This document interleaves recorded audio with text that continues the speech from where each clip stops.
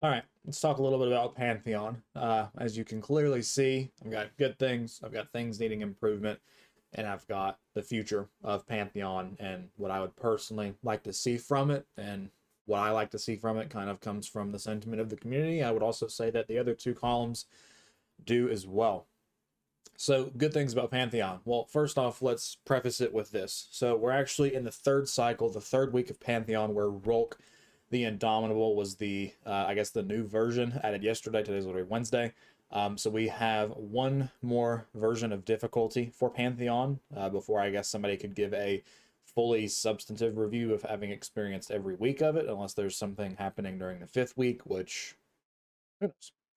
Anyway, we're about three weeks into probably the 4 week experience of Pantheon. Next week, there's going to be two new encounters and some difficulty bump again. But I would say most people who have experienced at least 2 weeks of the mode can probably formulate their own opinions and ideas, which is what I'm doing here.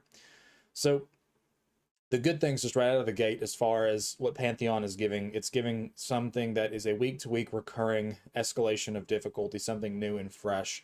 And this is something that I think, as far as Endgame goes with Destiny, has never really been presented in a good, consistent, and rewarding way.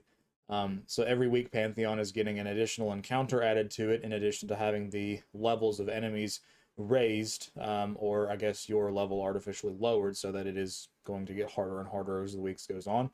Now, in typical releases of Destiny Endgame, usually you're going to get the standard version of the raid, and then after some time, you'll get like a single hard version. There's not any kind of journey or experience of the encounters of the activity getting harder over time. And I think that for somebody like myself, and probably for a lot of people, having something that kind of progressively adds new challenges piece by piece, instead of just going from it's doable to master mode kind of harder. I don't know. I like that granularity as far as kind of building on the mode over time, which I think is being done very well. So it is something that escalates in terms of length, in terms of difficulty, and naturally, as those two things increase, then more rewards will come as well. So it is a good escalating end game. It does that part of what it is doing very well. Now, I would also say that the twists or the mechanic changes on the encounters that we've gotten have been meaningful for the most part, and they have had to they've forced teams, including teams that I've ran with, to slightly change tactics at times, or just to be, I guess, more aware of certain mechanics.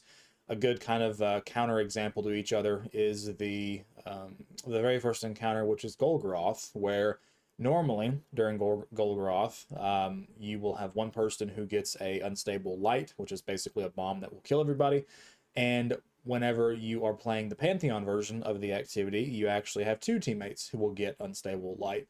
So this is an example of like a small change, but having that extra person have to pay attention to make sure they don't wipe the team is enough to keep you on your feet, in my opinion. Now, I would say that the change to some of the other encounters, such as Oryx, where there are additional Light Eater Knights to kind of mess up the way that you're going to be stunning him, so you have to be, again, extra attentive. And then Rolk actually has a second Rolk that just drops down, which is an entire other force to be reckoned with, making sure that you're not getting kicked to death. I would say that the Rolk change is probably the one that definitely excited and caught most people off guard. I mean, it's interesting nonetheless to say having a second copy of the raid boss walking around and beating on you while you're actually doing the main raid boss is interesting. So I think that they've done a really good job at adding some twists. Some encounters have just tormentors added to them, which is kind of the only thing going on. But even the addition of tormentors, say what you will about them, they do add some extra kind of attentiveness and attention that you have to make sure you're giving, so you don't die to it. So for the most part, I would say that adding the minor variations and mechanic changes to the new encounters has definitely also added that refreshing feeling of it getting harder and being different than the 20, 30 times we've ran it before. Additionally, I would say that the reward structure for Pantheon is quite good. Now, I myself have ran these encounters and these raids before, and more than likely have at least one version of every weapon you can attain from Pantheon. But Pantheon is dropping, usually at each encounter, you're getting multiple raid drops, and we're talking Red Warders, we're talking adept weapons, which only drop from the master versions normally. If you complete the full version of Pantheon for that week, you're also getting the emblems, which the emblems arguably are some of the best emblems that we've gotten for any kind of endgame activity as far as the look of them. So the reward structure for Pantheon is actually very good for something that is meant to be a gauntlet style mode. So I would say that the reward structure is good. I mean, that's about all you could say for it. It gives you something for going through and doing it. And for people who want to complete the red borders and craft those weapons, it's a very good way to get those. It's farmable. So yeah, solid job on the reward structure. And then lastly, as far as just general good things for Pantheon, I would say that Pantheon is probably the best reuse of content that Bungie has ever had into their game. And, you know, people can argue all day long about reusing content versus making new content. At the end of the day, in games like Destiny and other games, just games like Destiny, reuse of content in meaningful ways is some of the most effective way to, you know, drive engagement, keep players in the game. And Bungie has really never reused content in meaningful ways. I mean, most of these raids that we're getting these encounters brought back from, people don't run unless they're needing it for a triumph or they're needing maybe one specific weapon. I personally would love a version of Destiny where every activity in the game had something meaningful to chase and get that was kind of contributing to making you stronger. But for a long time, for a lot of players like myself, the only thing that felt really relevant to run are the new raid and the new dungeon. And if it's not one of those things, I never touched it. And because of Pantheon, there are sprinklings of these encounters and other raids in the game now that I've ran for the last 3 weeks in a row and will continue to run for the next 2 weeks while Pantheon's in the game. So Bungie definitely has had something special here as far as introducing things that I had not ran in a long time that I'm excited to go back and run again in this mode.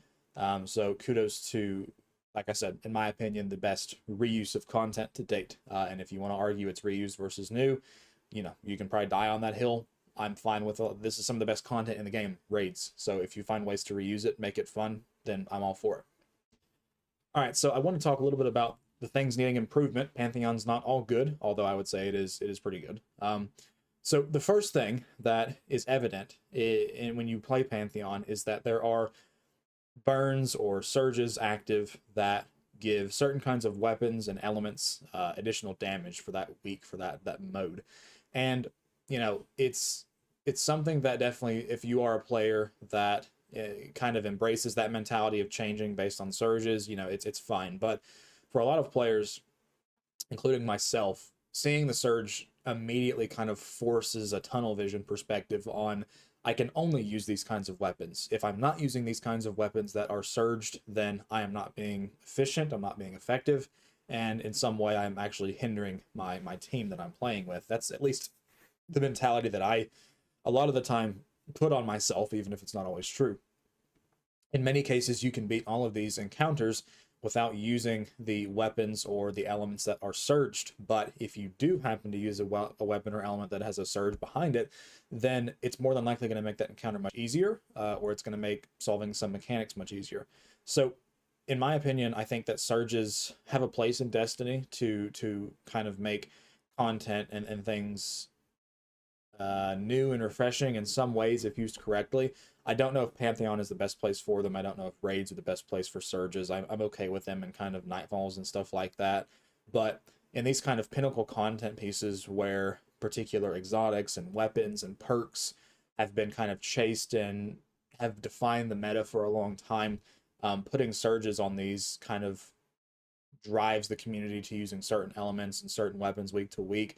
And in my opinion, it limits my build style. I mean, there's like 7 elements of damage in the game, and whatever ones, there's only 2 active in the Pantheon, and that immediately takes like 60% of what I could use out of the equation, because if you're a player like me and you're not using something that's surged, then in my opinion, it kind of feels like I'm not contributing the best that I could. So this may not be a problem that everybody experiences and sees as a problem, but I would personally prefer just giving me something hard from the difficulty threshold, from the light level threshold, and saying, use whatever you can to beat this. That's what I would prefer to see. So maybe having a version of this that doesn't have surges, does have surges, or maybe a way that you could sort of dictate what surges are there in some way. But I would like to see a version of Pantheon that doesn't have surges, just to see what it's like. So another thing that I think was probably the biggest point of contention that I'm seeing as far as the community goes and the Discord LFGs and stuff like that is that the Pantheon is not meant, at least most of the players who are running it, I would say probably agree with this. Pantheon is not the activity that you should be learning Rolk, Nezarec, Riven, Oryx on for the first time.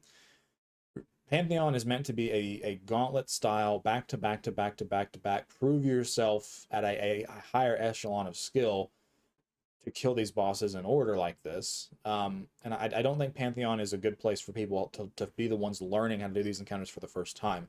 And a good example for this is when you take into consideration something like Oryx, where the Oryx encounter, there are 4 ogres and there are 4 knights that attempt to eat the ball the ogres drop.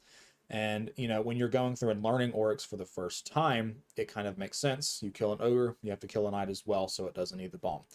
Well, that's fine. Now when you inject Oryx into the game and you put a power delta there that is not there on the normal activity, and you also add an extra layer of mechanics on top of that, which is a second set of light eater knights, then it goes from learning Oryx and then improving on what you've learned from Oryx to having to make that immediate jump to doing all of it at once. I might not be explaining this the best way, but I guess the short way to answer this is that I don't think Pantheon is a place where people should be learning how to do these encounters for the first time. It's meant to be something where you can prove yourself in hard versions of these encounters. So in a way, people should have already ran the raids before going into Pantheon. They should have already known how to do these encounters so they can get in here, learn what's changed, and then execute on what's changed and get rewarded for it.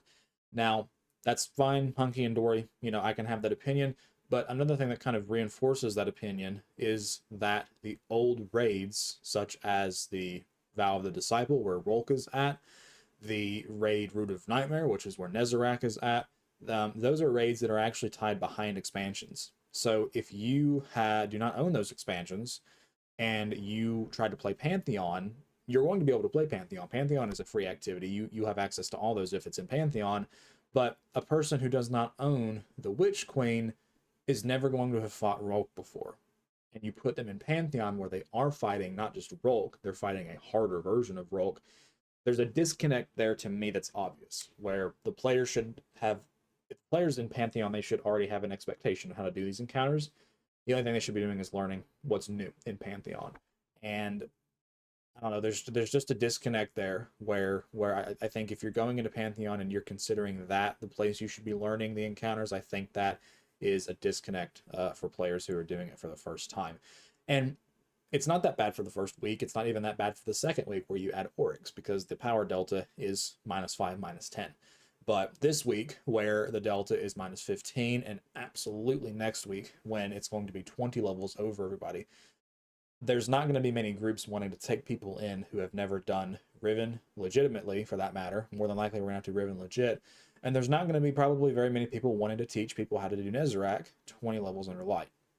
So as far as Pantheon being added, and I don't know, this isn't really something I don't think Bungie could fix. It's meant to be something that I think the community just has to kind of get proper expectations and prepare themselves. I don't know. I mean, Bungie could do something where they could say you have to have beaten the normal version to do Pantheon, but I don't know if that would be appropriate or even possible, considering people don't own those expansions. But anyway, I guess this is an improvement point that's not really on Bungie's end. It's more of just kind of community sentiment, like, hey, Pantheon is meant to be the pinnacle endgame, doing these raids and bosses at a higher level of skill. If you've never ran the normal version, you probably don't belong doing Pantheon, is I guess my point here.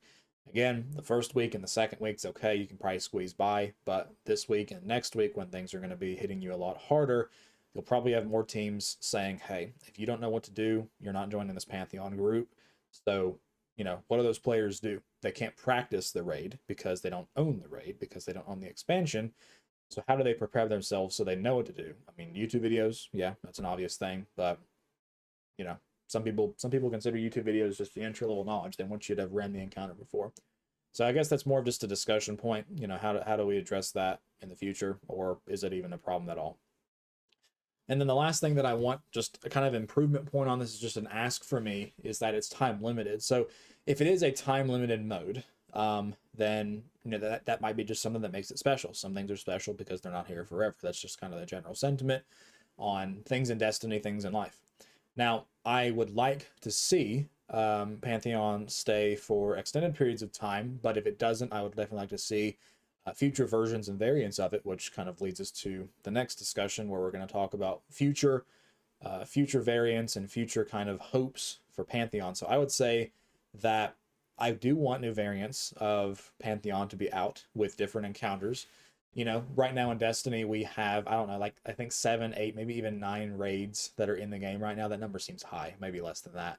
But I can tell you there's at least 9 total raids that have come out in Destiny. If you're talking about ones that are in the Destiny content vault, we've got Leviathan, Eater of Worlds, Spire of Stars, and then we've got Crown of Sorrow. There's also the one with the Anarchy, where Anarchy drops. I can't think of what that one's called, but there's other pieces of content in the Destiny content vault that could be brought back as encounters for Pantheon. And there's also raids in the game now, such as you know, there's encounters in raids right now, such as the final boss encounter from Deepstone Crypt. Tanix, he's not in here. There's also encounters from the Oryx raid. You've got the Sisters encounter. You've got War Priest encounter. So there's a lot of other content Bungie could make variations of Pantheon on, and I would be remiss in saying that I didn't want to see future versions of it where that is the case. Additionally, Pantheon is right now raid encounters. You know, who's to say that there's not a dungeon version of Pantheon that could be, you know, a thing? There's lots of dungeons in Destiny. We've been getting dungeons, I would say, relatively consistently since Shadowkeep. The first one we got was during Forsaken, but we've been getting pretty consistent dungeons since Shadowkeep. So there's a lot of encounters and bosses from the dungeons that also Pantheon version could be made from as well. So I would be interested to hear if people would want something like that for a 3-player Pantheon, or maybe if there's a way you could even turn it to a 6-man Pantheon. Who knows?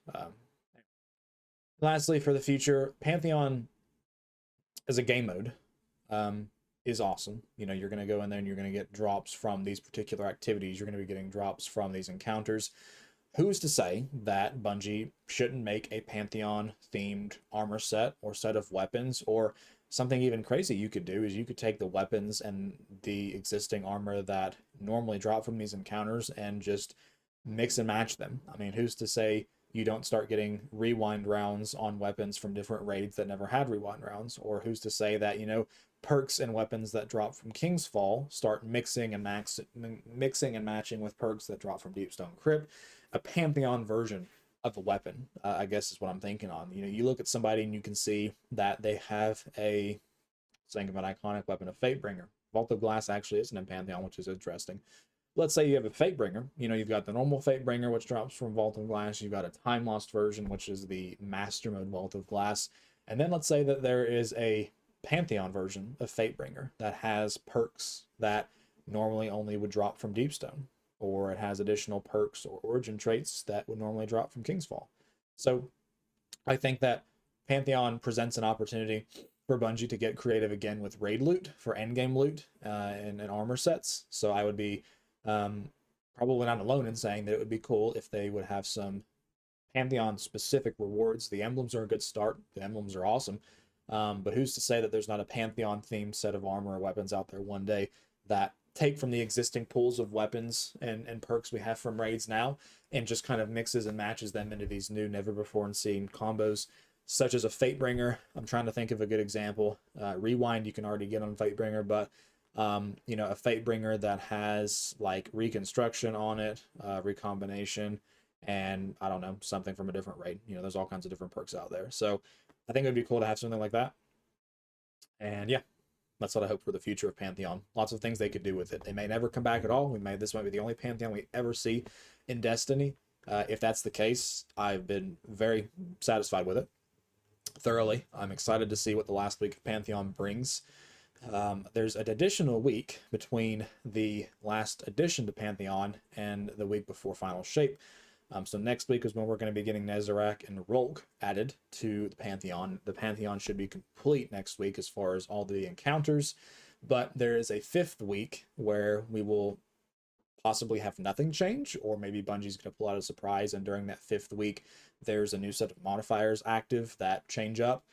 There's a rumor, well, this isn't really a rumor, I should say, but this is something that I've personally been discussing and thinking about, is what if Bungie were to activate Extinguish for the 5th and final week of Pantheon, where if you choose to do a 5th difficulty back to back to back to back to back to back to back, 20 levels under contest mode with Extinguish, if you beat it, you get something awesome like a new emblem or something just super unique. Or if you don't beat it and you die on any encounter, it brings you back to orbit. I think that'd be bold. It'd be very ballsy of Bungie to have a 5th exclusive difficulty, but I think that you would have a crap ton of people attempt it, and you'd have some people probably beat it. Not a lot though. I think it'd be awesome. Anyway, that's my thoughts as far as Pantheon goes. We'll have one more week. If anything changes majorly, then I'll probably make another video about this. But hopefully you're enjoying Pantheon. Hopefully you're enjoying Into the Light, which is what Pantheon is part of, as a free update. I will talk to you all again soon. See you guys.